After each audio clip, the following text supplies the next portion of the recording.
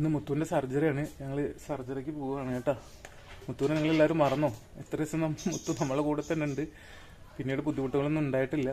ആൾ സേഫാണ്. ഭക്ഷണം കഴിക്കുക, കൂട്ടിൽ കയറുക, കിടക്കുക, ഉറങ്ങുക, ഇറക്കുക, കൊണ്ടുപോയിട്ട് മൂത്രയിപ്പിക്കുക, അപ്പിടിപ്പിക്കുക, ഇത് തന്നെയാണ്.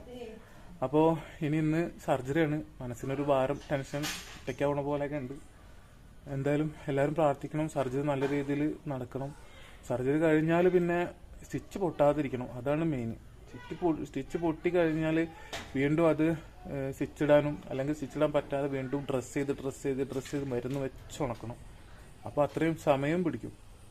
അപ്പോൾ സ്റ്റിച്ചൊന്നും പൊട്ടാതിരിക്കും. കാരണം മുത്തു അത്യാവശ്യം ഇതുവരെ നമ്മൾ റെസ്ക്യൂ ചെയ്തതിനെക്കാട്ട് ഉള്ള ഡോഗ്സിനെക്കാട്ട് നല്ല ആരോഗ്യവും ഹൈറ്റും വെയിറ്റും ഉള്ള ഒരാളാണ്.